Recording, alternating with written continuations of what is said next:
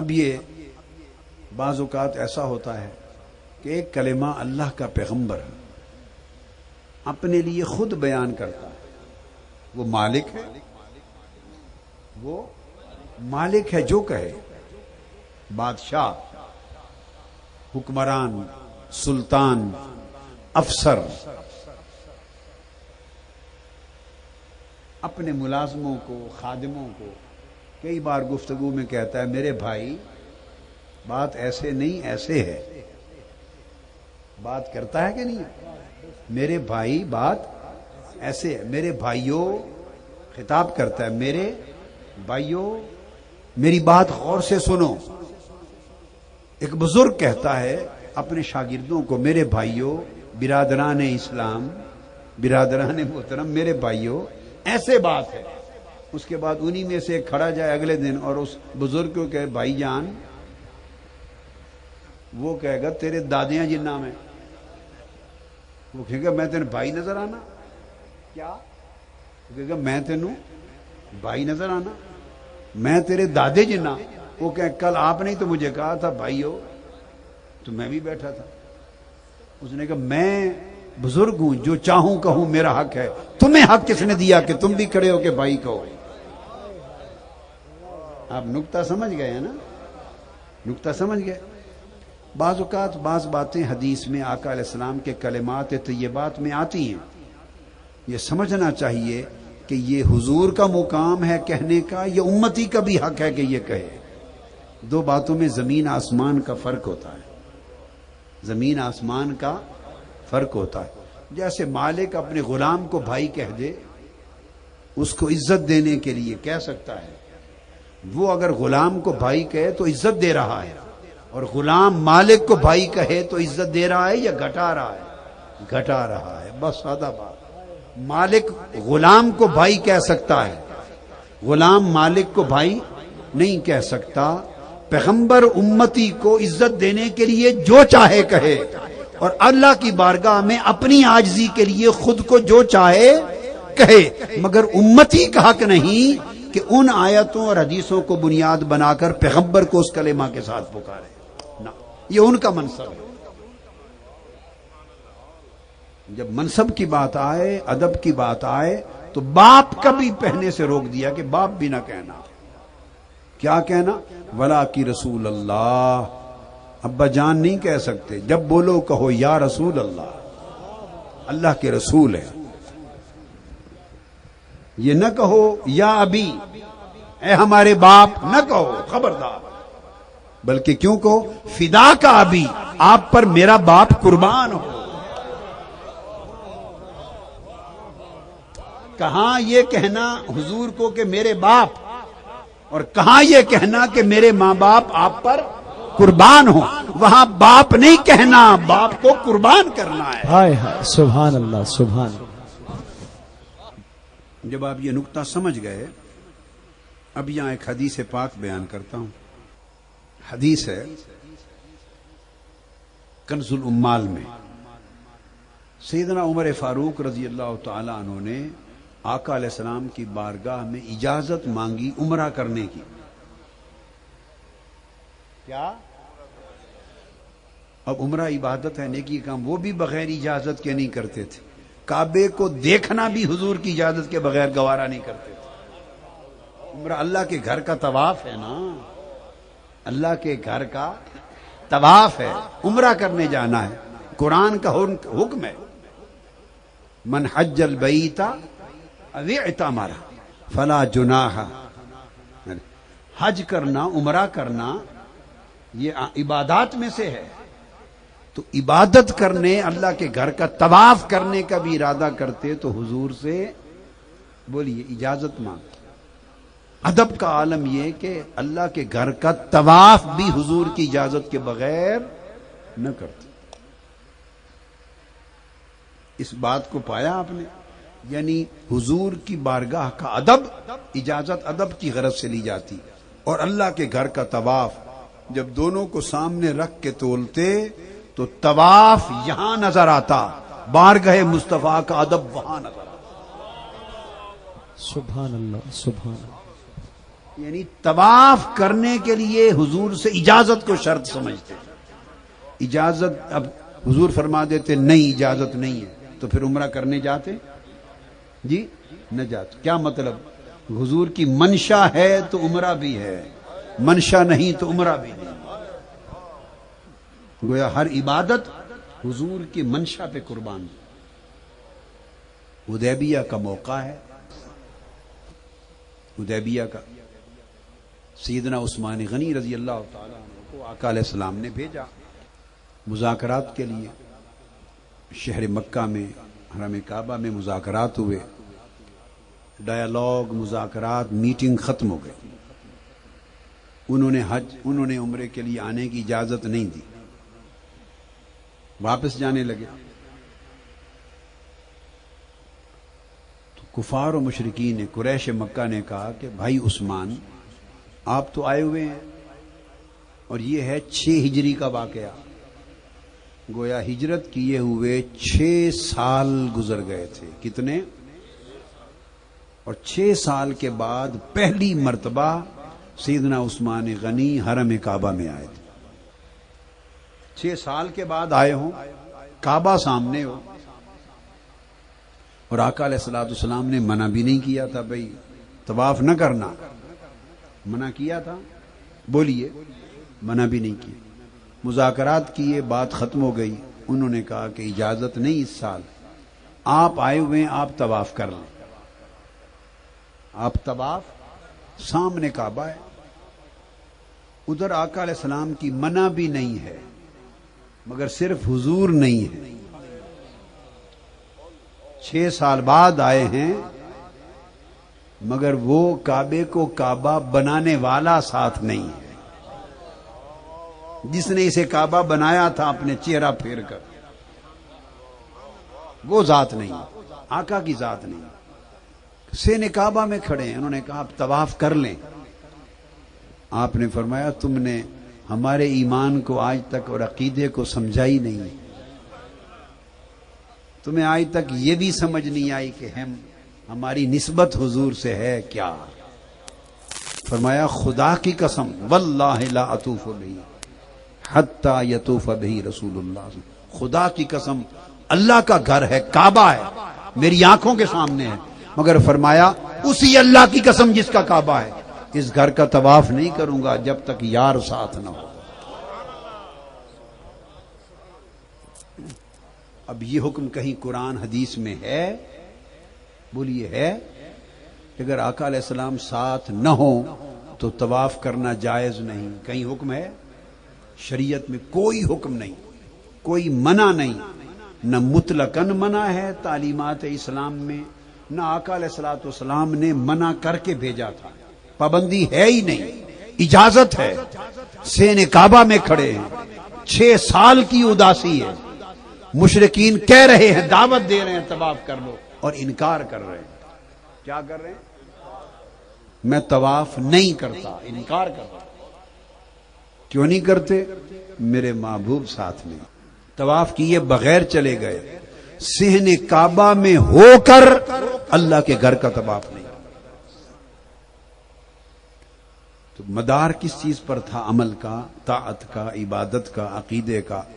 مدار نسبت و ادب مصطفیٰ پر, عشق و ادب مصطفیٰ پر مدار. فرمایا حضور یہ تو ایک طواف ہے کعبے کا, ایسے لاکھ موقع ملیں تو آپ کے قدموں پر قربان. ہمارا طواف تو آپ کے ساتھ ہے.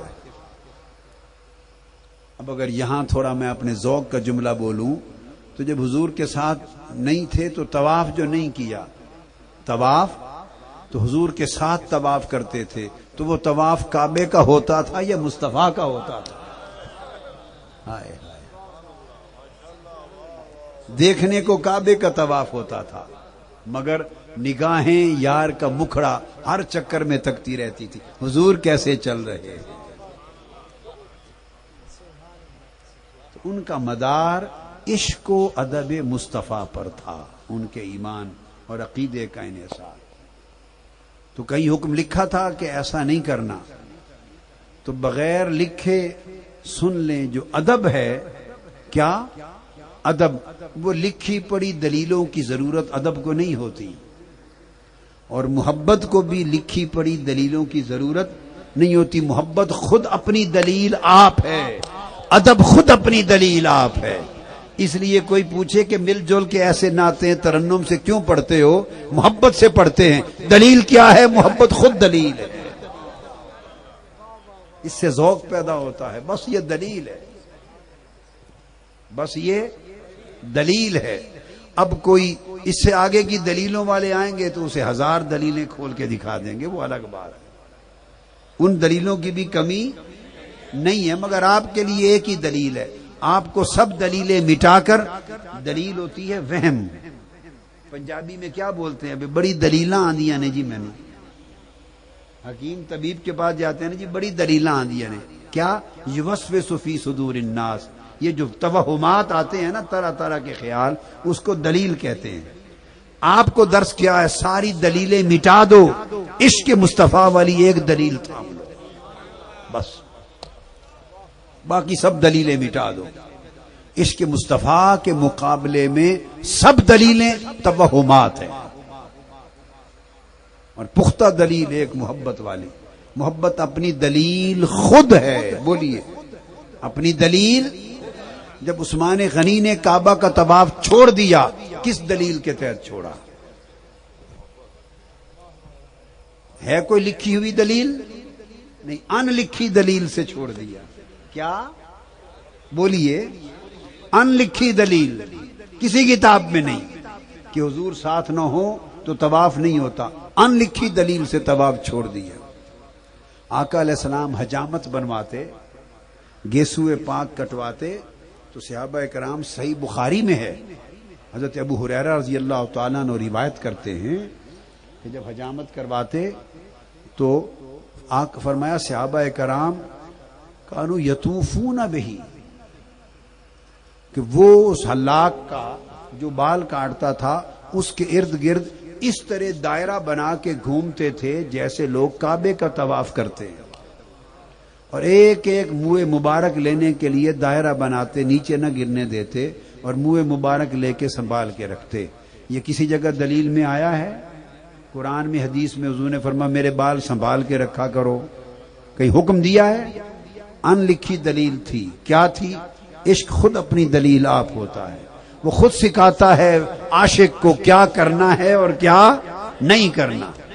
اسے کہیں جانے کی، مولوی صاحب سے جا کے فتویٰ لینے کی ضرورت نہیں ہوتی. عشق خود مفتی ہے. عشق خود سب سے بڑا مفتی عشق ہے.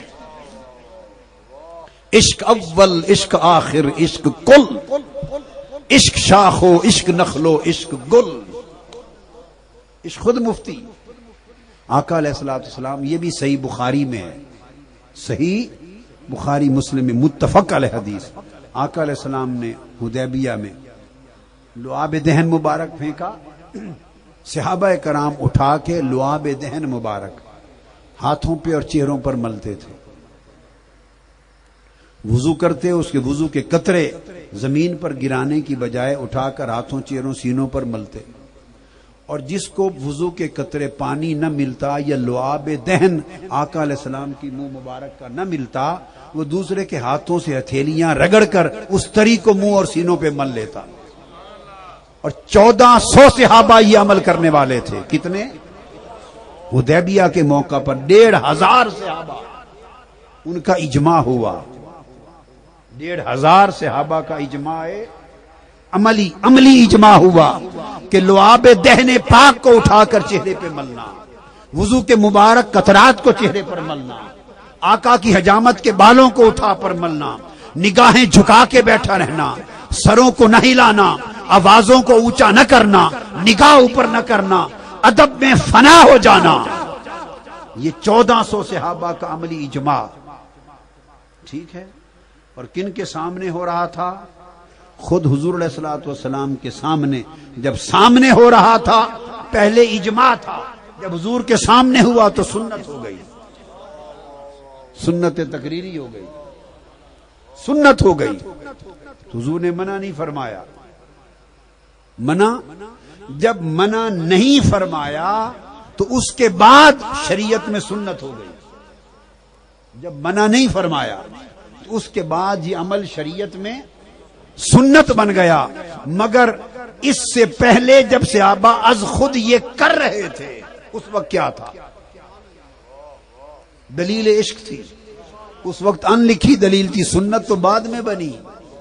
جب حضور نے منع نہیں کیا تو تب سنت بنی نا. تو عمل تو وہ کر چکے تھے. منع کرنا نہ کرنا تو بعد کی بات ہے. تو جب وہ یہ سب کچھ کر رہے تھے، لعاب دہن اٹھا کر چہروں پر مل رہے تھے، اس وقت کس دلیل سے کر رہے تھے؟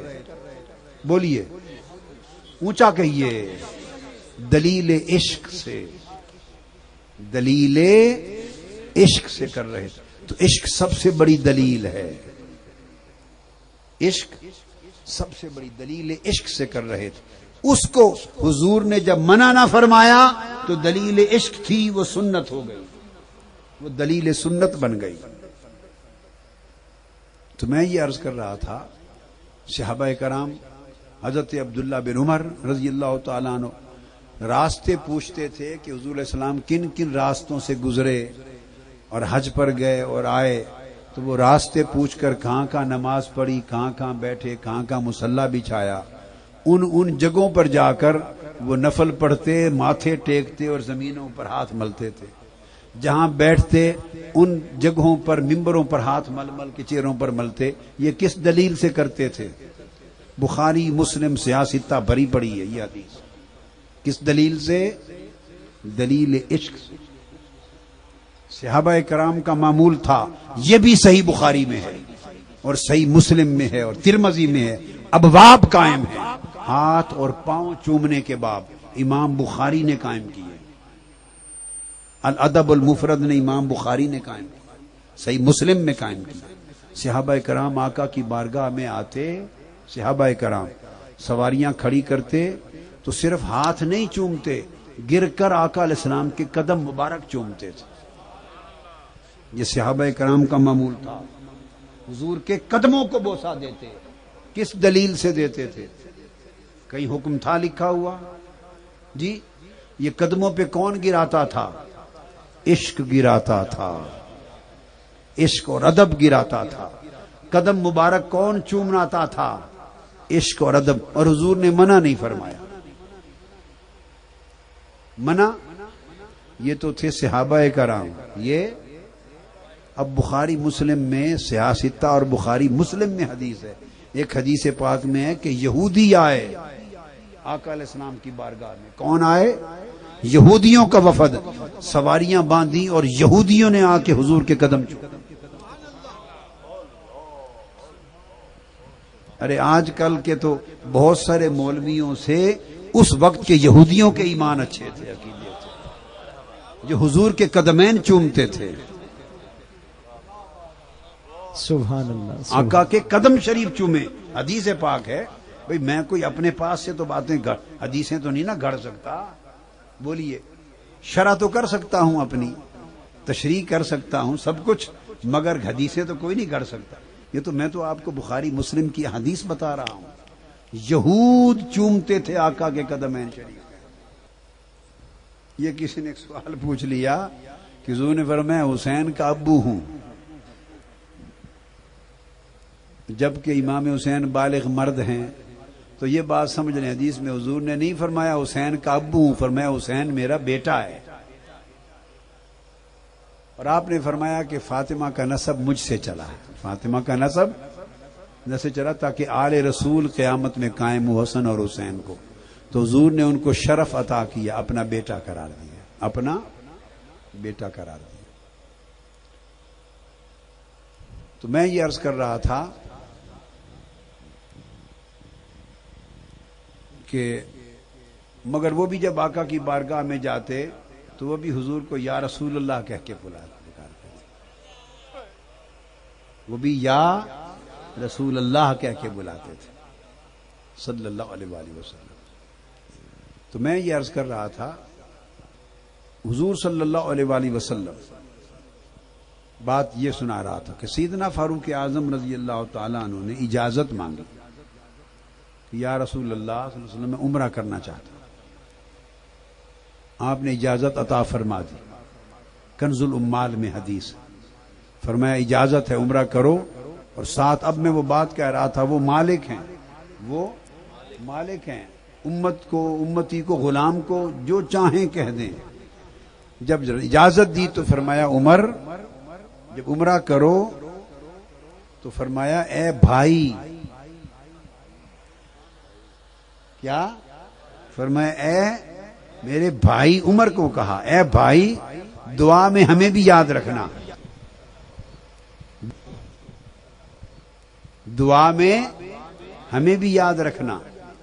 اب حدیث پاک میں آتا ہے سیدنا فاروق اعظم فرماتے ہیں اس خدا کی قسم جس کے قبضہ قدرت میں میری جان ہے, ساری کائنات جہاں جہاں سورج ڈوبتا طلوع ہوتا اور ڈوبتا ہے وہ ساری کائنات میری سلطنت میں دے دی جائے, وہ مجھے اتنی عزیز نہیں جتنی لذت مجھے آقا کے اس جملے سے آتی ہے. ہائے ہائے سبحان, نعرہ تکبیر, نعرہ رسالت. آقا نے یہ فرما دینا جو کرم کیا, یہ ساری کائنات کی سلطنت و ملکیت سے عزیز تر. اپنی زبان مبارک سے فرمایا اے بھائی دعا میں یاد رکھنا ہمیں بھی, زبان مبارک سے فرما دیا. اب اگر آج کے زمانے کا کوئی شخص ہوتا نادان جس کو راہ و رسم عشق و ادب نہیں آتے, عشق و ادب کے رسم, عشق و ادب کی رسم نہیں ہے, تو وہ تو شاید اسی بات کو پکڑ لیتا, حدیث میں فرما دیا حضور نے تو میں کیوں نہ کہوں. نہ, آقا نے فرمایا عمر کو بھائی میرے بھائی اپنی دعاؤں میں ہمیں یاد رکھنا. فرمایا اب جواب میں عمر فاروق کا بھی طرز عمل سن.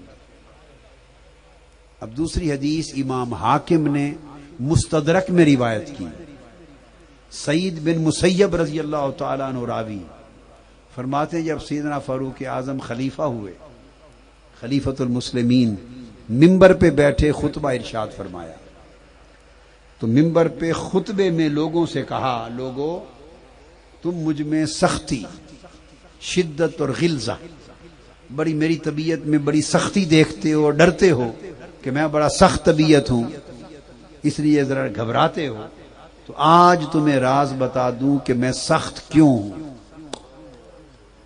یا تم نے جب بھی مجھے سخت دیکھا کیوں دیکھا,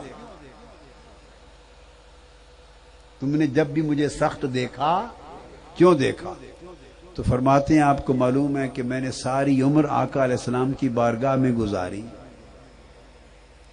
اور وہ عمر فاروق حضور نے فرمایا تھا میرے بھائی دعا میں یاد رکھنا.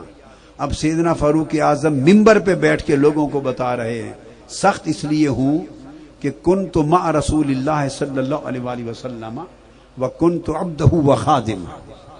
میں تو آپ کو معلوم ہے ہمیشہ حضور علیہ السلام کے ساتھ آپ کی بارگاہ میں رہتا تھا, اور فرمایا میں حضور کا غلام اور حضور کا خادم ہوں.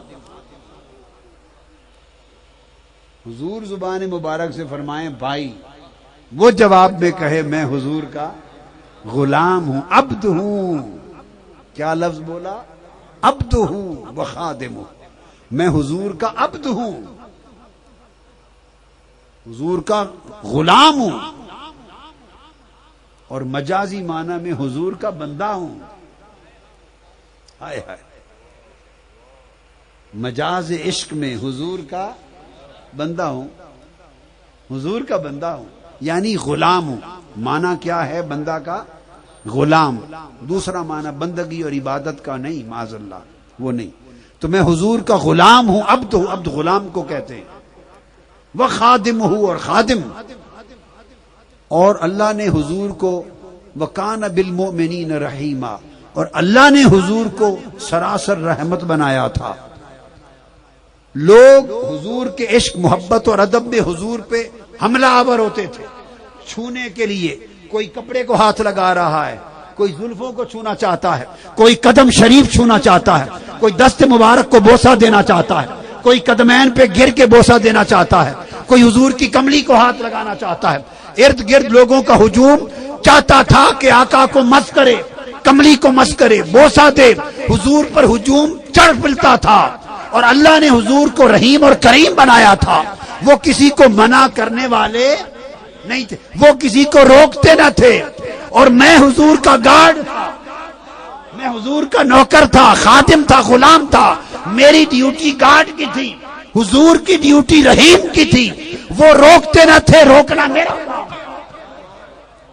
لہذا میں دھکے دے دے کے لوگوں کو روکتا تھا، اور دھکے دے دے کے لوگ چاہتے تھے مس کریں.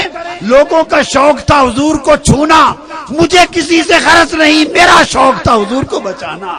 سبحان اللہ. حضور کو تکلیف نہ ہو، حضور کو ہاتھ نہ لگ جائے، دھکا نہ لگ جائے، پریشانی نہ آ جائے، رستے میں پریشانی نہ آ جائے، قدموں پر کسی کا پاؤں نہ آ جائے.